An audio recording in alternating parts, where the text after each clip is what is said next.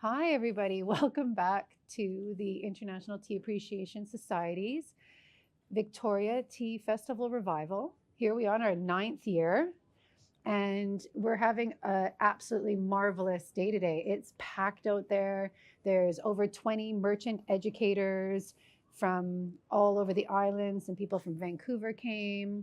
There's teaware, there's tea. It's like the cup is overflowing with tea, which is so wonderful. And that last Japanese tea ceremony from the Urasenke school was just, I was just saying to Mito Sensei outside that I love having the Japanese tea ceremony first because it really sets a tone for the rest of the day and the rest of the symposium that we're all here for this moment. And does anybody remember the word that is for only this one time?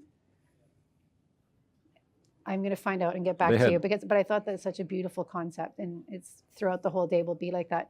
I just want to say that we are a nonprofit society, so all your donations are so helpful. And on the website, thank you, Michael. And on the website, you can, we have a membership, and with the membership, there's a lot of different bonuses that you can have. And we're always looking for new board members as well. So if anybody has some skills they'd like to share and be a part of our tea community, you're always welcome. And we've got such a great crew. So we're open today. If you go out into the world and you want to share the good cheer, we're here till 5. And we'll be here next year as well. And so right now, I'm excited. We've got Erick Smithe from CloudWalker Tea.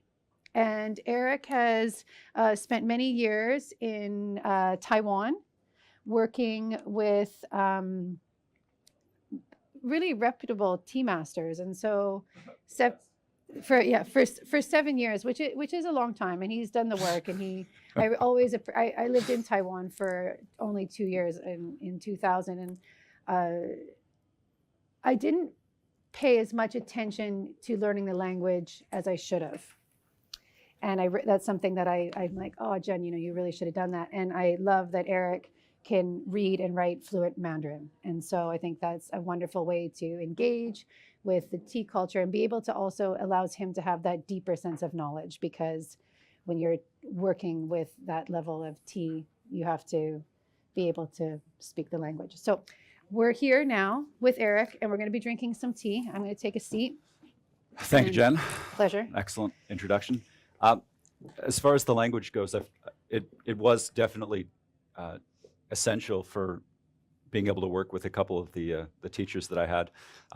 My principal teacher was, and he's still alive, although he doesn't make tea anymore. He's retired and sort of gone into his renunciate phase. But for He Zai is his name, and we did this book. It was published in 2010. This is sort of the reading copy. If you're able to stop by the table, you can have a look at it. It's also available in digital form, although this is one of the last of the physical versions of the book.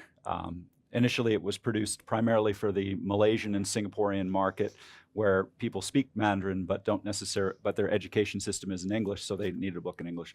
And so the 20,000 run is now down to 3 or 4. Oh, wow. But the essence of this book, and what my colleague James and I went through in order to be able to carry out the translation, was essentially a study of pu'er tea primarily, although some oolong and others varieties, from the early 19th century, 1820 roughly, to the present day, done systematically.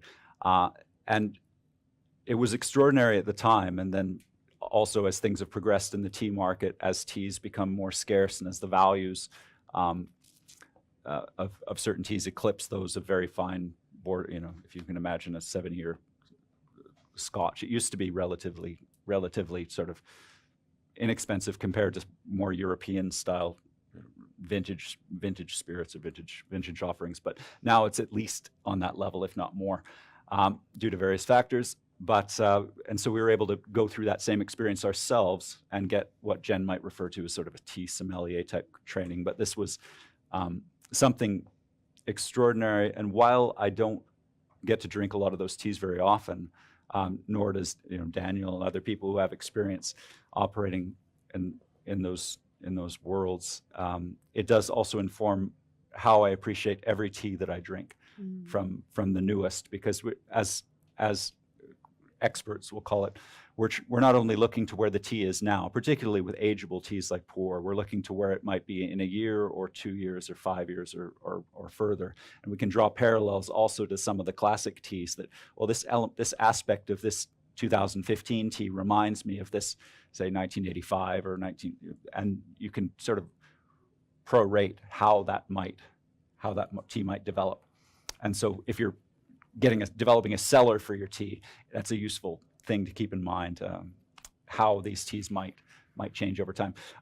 Also, Jen probably has some questions. I tend to ramble on, so 30 minutes for me is not a lot of time. But when we met the other day to discuss what the focus of this talk was going to be, we came upon a few things. One was to establish background. Jen asked me the question, well, what qualifies you in order to be able to speak on these teas? And there's more than what I just talked about, but that's basically my background. And I see myself as a cultural intermediary. None of my teachers, the big ones, none of them really spoke English. And so having to learn the language was necessary. It wasn't just, and technology 15 years ago wasn't where it is now, where you can just talk into a phone. And even now, who wants to really talk into a phone? No.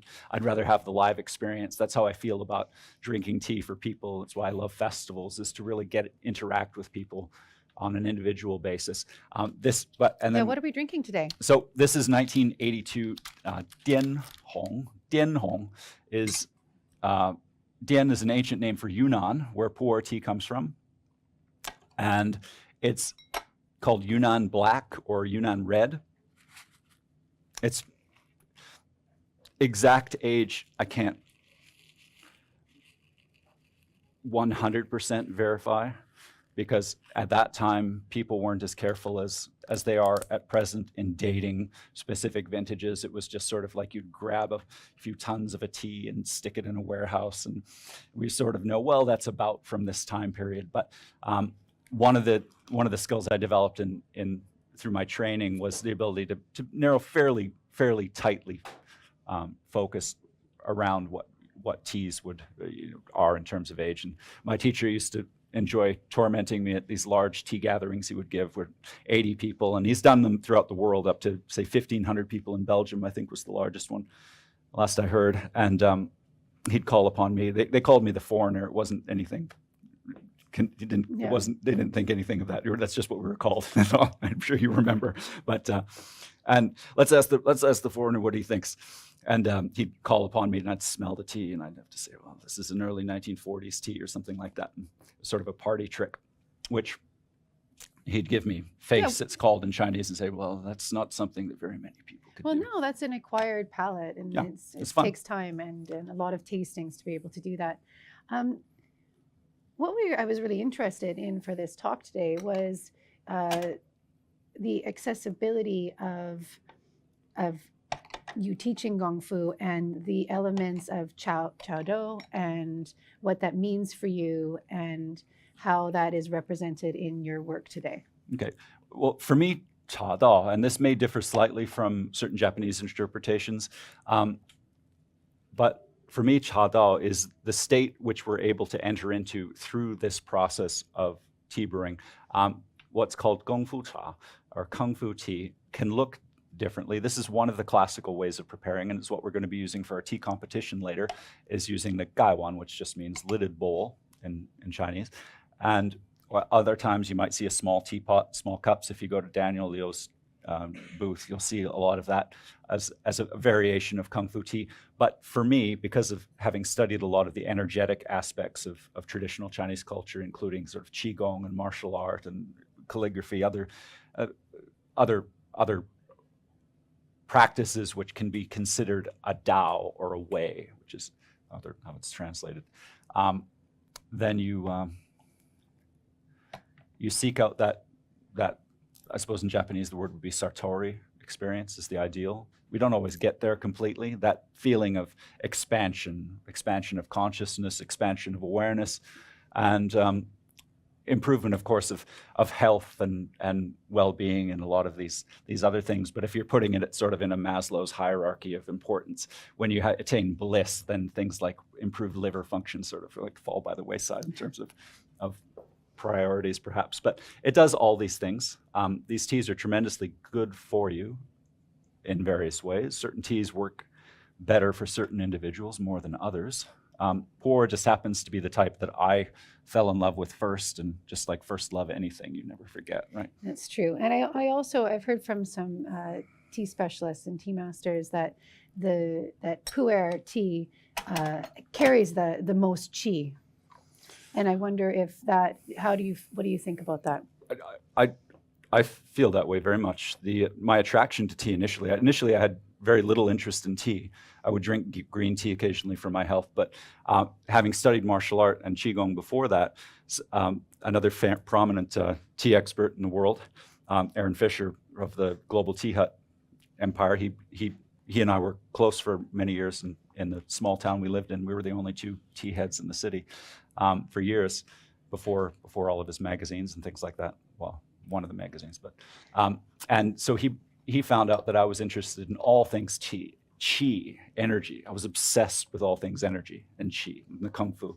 And although I initially sort of thought tea, that doesn't sound like something I'm interested in, he hooked me by saying, well, this will be really good for your qigong. So I went, and my first experience visiting my teacher's shop in a place called Gongguan, Taiwan, a very small shop at the side of the road. It was converted almost like a motel, and he had this house there, and he had a waterfall up front. It was all wonderfully decorated, but it was full of tea. And I remember walking by this sort of waterfall in the entranceway and walking in, just being hit by a wave that was more than just simply the wave of the tea fermenting going on. It was the only thing I could compare it to would be entering in a great cathedral or temples and visited in India or something like that. It was a real palpable sense of that the room was vibrating. And then this guy emerges in his uniform, which is sort of these white linen pajamas, and he's got long hair, which was unusual for a lot of he looked like he was stepped out of like Led Zeppelin 1975, but which was sort of unusual, like long hair, and he was just coming out of meditation or something. And we sat down. We had a tea similar to this in age as the first one, and I was immediately struck by it because previous to that, it opened my 大开眼界 is the term in Chinese, which is to open. Sometimes almost force open your eyes to the world. Nice. And it gave me a new sense of appreciation, forced me to completely reevaluate what I thought tea was and what I thought even meditation, even this whole world now existed, which I previously didn't know about at all. And it was very powerful, and obviously continued to spend more time. And then after a few years, my Mandarin improved to be able to carry on some sort of conversation, and then the book project came up, and we sort of became part of that circle. But please, enjoy. And I would make tea for the entire room if I could. This is only designed partly to keep our voices nurtured, but also to increase your thirst for the festival afterwards. And you can track me down at my table. We only have 4 chairs, but if there's an empty chair, don't hesitate to jump in and grab it, and we'll be making tea similar to this, if not this. It's got a really nice sort of camphor, and it's really clean, and it's nice when you have aged teas that it has such a clean palate. I brought it specifically for Jen because of her, not only your work on Salt Spring, but because of your time in Taiwan. You have a special place in your heart for this type of tea, and this tea which has the capacity for that transformative experience. And while we may not be able to enter into sort of altered states of consciousness while we're doing this talk. Never know. Well, we never know. Well, we are. We could, yes. But okay, so when I first started drinking tea, I was introduced in Taiwan from my Taiwanese family, and they were tea aficionados. And when I came back to Vancouver, Treasure Green Tea really helped me try different new teas. And as I started drinking these new teas, I realized that and was taught that it's not only the taste, but it's how it makes you feel. And that feeling is the qi. And so how do you suggest that people can cultivate and help practice cultivating their qi through drinking tea, just as a daily practice, or for the people in our audience Sure. here, what's a really accessible way to be able to do that? Sure. And I should probably say first that not everyone subscribes to the view of qi as this sort of universal energy, similar to like the Force in Star Wars or something. Not everyone, and you don't have to. You can think of it in terms of biochemical, bioelectric rhythms. I see it as sort of qi as a bioelectric, biomagnetic force which operates through the body and through the world around us, and fosters sort of a sense of connectedness to our environment as opposed to a disassociation from it. But the word itself isn't important. But it is that experience. It's a feeling, but it's a feeling which goes beyond the simple experience of flavor. One thing I like to do in tea sessions is to ask people to come up with some association that they might have from the flavor, and particularly with older teas, you'll get people coming up with wonderful things. Like they'll be drawn back to this experience of, at their grandmother's house 30 years prior, looking through an old album of people they've never met. I've been doing this for quite a long time, and it's always interesting what these very complex fragrances and if you've researched tea, there's in terms of the flavonoids, the aromas of aged, particularly Chinese tea, are extremely complex, and so everything's in there, and which is why, in some ways, as experts, we avoid saying this is the flavor or this is the aroma of that tea, because sure, it's that, but it could be anything. And my experience of the tea and your experience of the tea will be different. Yes. Even the same, virtually the same cup. Yeah. We'll have a completely different experience. And as we were talking when we were having tea the other day, it's coffee. That's the last time I make that mistake. That's not true. The intention behind the tea, how it's cultivated, and with artisan teas, and the region, and the care of the farmers, and the processing, all helps contribute to this cultivation of the qi in the tea. And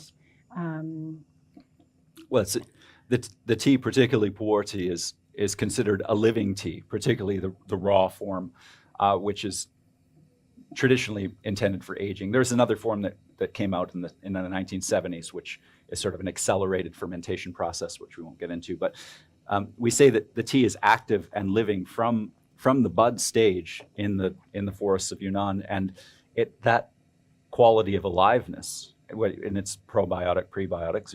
It's living from a scientific perspective as well. But it's being picked. The individual who picks it, who processes it, and pan fries it, presses it into cakes, who then they'll dry it, and the people who store it, the people who's how the care that's taken in the aging of the tea, and even the person you buy it from, all these factors are considered significant. And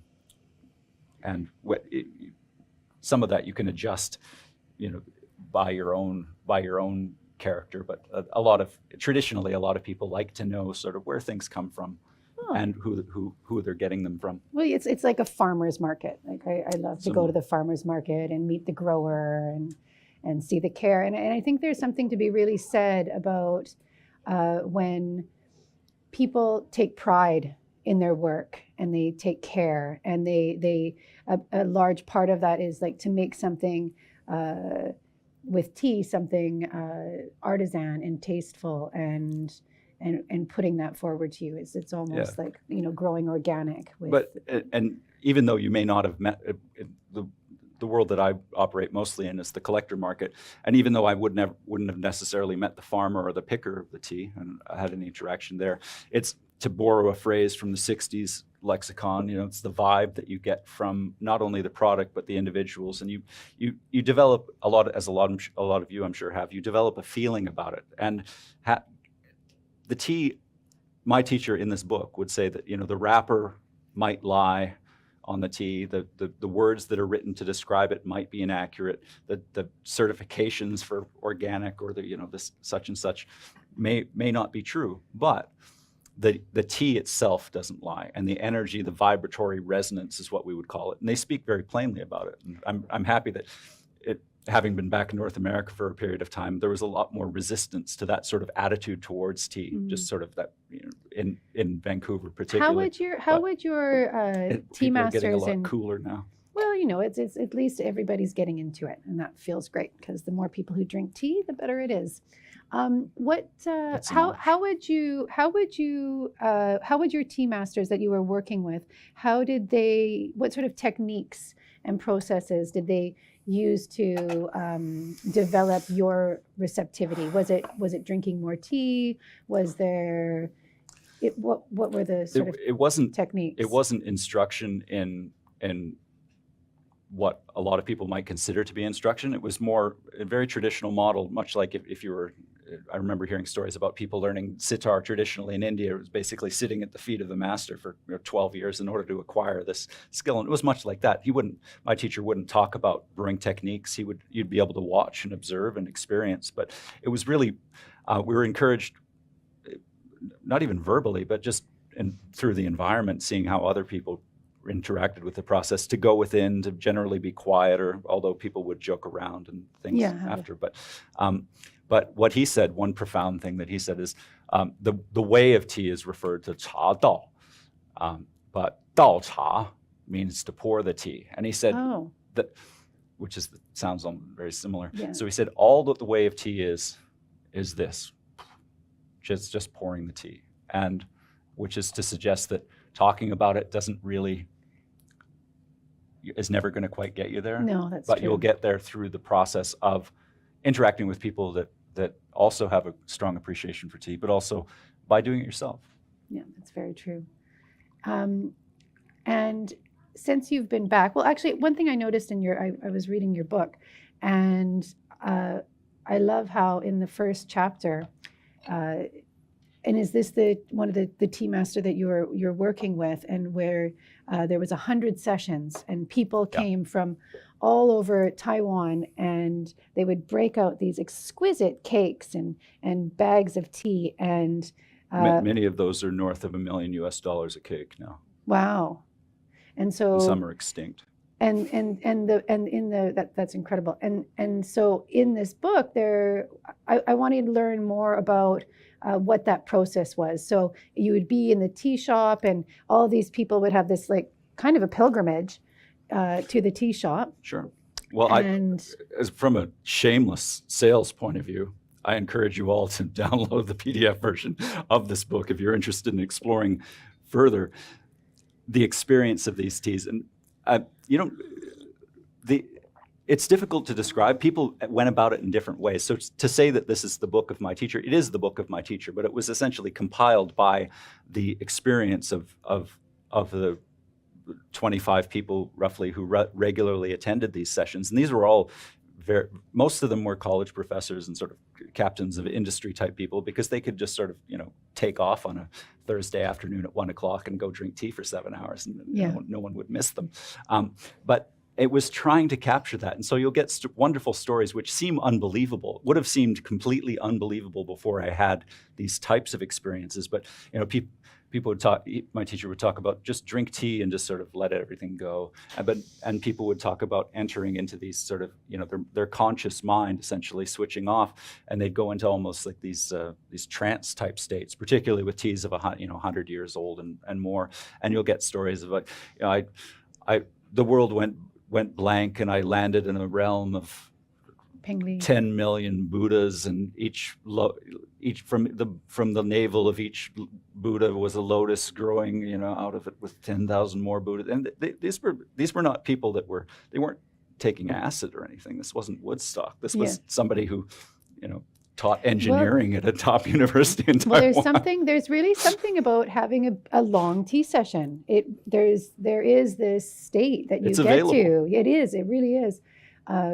When you get the opportunity, and Erick is speaking of over $1 million teas, but it's accessible with I'm not you don't need drinking that. $1 million teas, and I've had some beautiful tea sessions. And I really encourage everybody to sit with friends and just sit and drink tea and taste the teas and try different teas and spend hours. Like, one of my favorite things to do is to sit with friends and drink tea for hours, and we talk and the conversation unravels.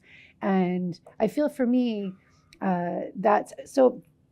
Jared always laughs at me because, and my dad laughs at me too, because people ask me all the time when I'm teaching a tea class, they're like, Jen, how do you know when the tea's ready?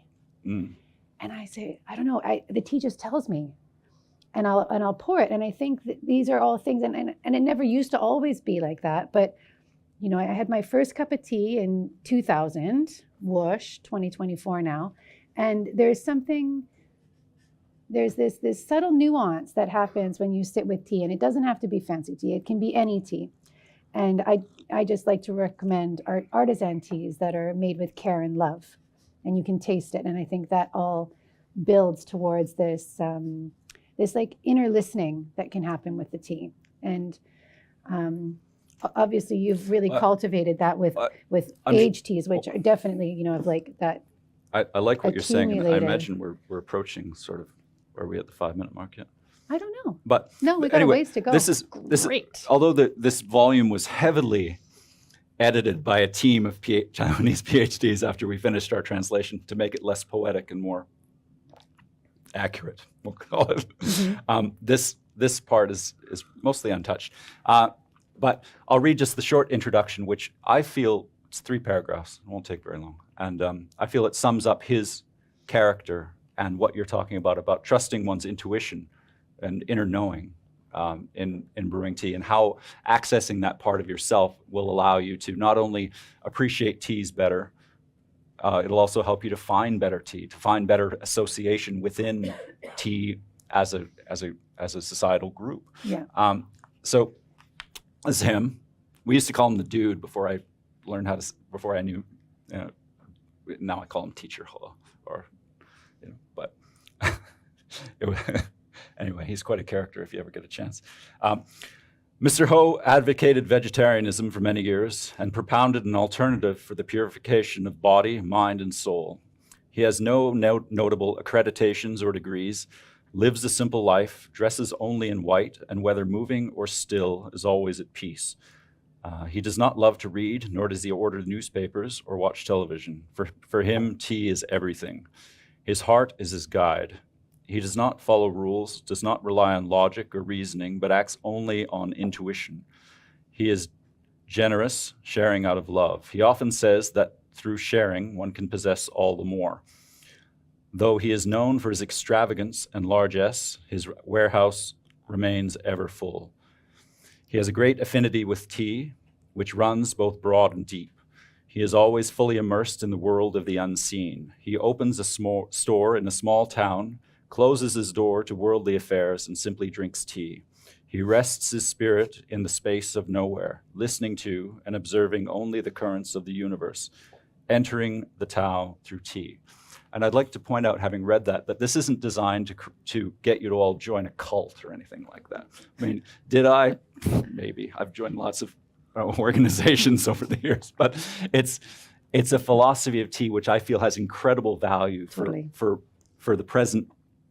This is perhaps, you could say, a very ancient perspective in a lot of ways, and has a lot of parallels to the sages, the Taoist adepts of ancient China. But it's something which is vitally important, even if that vital importance is only one compartment which you can operate within your day. But doing that, just as any form of meditation, doing that as one aspect of your life will in turn inform and improve, ameliorate everything else that you do. Oh, 100%. And I think, going back to what you were saying earlier, I think that's why tea is so important now, and why I'm loving this renaissance of people getting back into tea ceremony and learning tea ceremony in the West. But also, on my last few trips to China, I really found that a lot of young people being under 50, were really wanting to learn Gong Fu, wanting to find and acquire the more artisan teas. And And part of it is because it cultivates awareness. It's an accessible way during your day where you can have a mindfulness practice, and you also get to enjoy a lovely cup of tea. You can do it by yourself or with friends. And in today's world where everything is moving so quickly and we're being diluted with so many different forms of knowledge from all directions, everybody's vying for our attention. There's even a term, the attention economy now. It's wild. And so I find that for everyday life, for myself, pouring tea every day is helping to cultivate my awareness. And if I can do that simple thing where I'm going to have a cup of tea anyways, and if I can sit and have that as my moment where I come back into myself and have some quietness and use that as my meditation practice, then that's important. So I encourage everyone to try that at home. And it's really beautiful. I had a teacher at one point tell me that if you don't have time during the day to meditate, because we all get busy and easily get distracted, she said, Jen, just every time you pop the kettle on, just stand there and wait for the kettle to boil. And I was like, oh. And I'll admit, I don't do it every time, but I love it when I do. I love it when I remember to just, oh, wait, this can be this moment where I can sit with myself, and it doesn't have to be anything more than waiting for the kettle to be boiled, but it's a moment where I'm not looking at my phone or I'm not wiping the counter, and I'm just being with myself. And so this cultivation of qi and attention and life through tea is vital. And I'm so grateful that there's these masters who wear their flowing gowns and drink He doesn't beautiful wear flowing gowns. I've got a flowing gown later. I'm thinking. Oh, you're going to wear it later for us? Well, yeah. I was thinking about. For the competition? Well, yeah, a little bit of pageantry goes a long way, I Oh, find. it really does. That sounds fun. So Or maybe I'll give it to the winner. Oh, that'd be fun too. Erick Temporarily. is hosting the Kung Fu Tea The Championship. World Kung Fu Tea Championships. And some people ask, where do you get the cheek to do this? And I answer, well, nobody else has, so I figured, why not? So at 1 o'clock in the back there's going to be a competition. A lot of people ask this, and we had this in Victoria. I was in Vancouver for many years doing various projects in tea, some of them large and some are smaller. But people would often have this attitude of Vancouver as being the second city to, say, Los Angeles, or Toronto has this idea of being the second city to New York, or Victoria, that why should we be a destination city for tea culture? And this festival is proof of why. Oh, yeah. We have, not throwing Jared under the bus or anything, but Jared said, well, if we want world-class tea talent, we'll have to fly it in and bring them in. But the fact is, it's already here. People like Daniel, if you get a chance to talk to him, he's incredibly knowledgeable. He's very humble, but he's incredibly knowledgeable, not only about ceramics, but the teas themselves. Wonderful resource. Pedro from O5T, he's a Pedro proper is the legend. wild tea hunter. He's amazing, his stories. And I'm sure a lot of people that aren't working in the industry know lots of wonderful things. But I would say, why not Victoria? I mean, it's traditionally a tea city. Certainly, I was interviewed by the Czech news team. So if you have television, you can watch. I'll be on there tonight. And when we think Victoria, we think the Empress, we think Murchie's, cakes and teas and this sort of thing. And this doesn't mean you can't have cakes and teas. No, I like cakes and teas are great. Lots of people like cakes and teas. I mean, Jen likes cakes and teas. Nadia, who loves being on camera, she loves cakes and teas. But, and although we may appreciate tea just for the tea, you might have a snack after. This process is more about tightly focused on the tea. But why not Victoria? Why can't Victoria be a center, even for the Western world, we'll say? We'll narrow it down to that. But it's also... It's a wonderful bridge city for this process. And no one else is doing it, not quite like we are, so. Yeah, well, and one thing I've really enjoyed over the years is watching tea culture blossom in all these different places. And everybody has their own interpretation of it and their own way of expressing it. And whenever I travel, So if it's either for tea hunting or for pleasure with my family, something I always do is I go on the internet and I Google Gong Fu Tea Paris or Gong Fu Tea Prague. And then there's these tea houses everywhere. That's the most amazing thing about tea is everywhere. And you can go there and sit and have tea, and there's like a kinship that happens, and you'll meet these lovely people.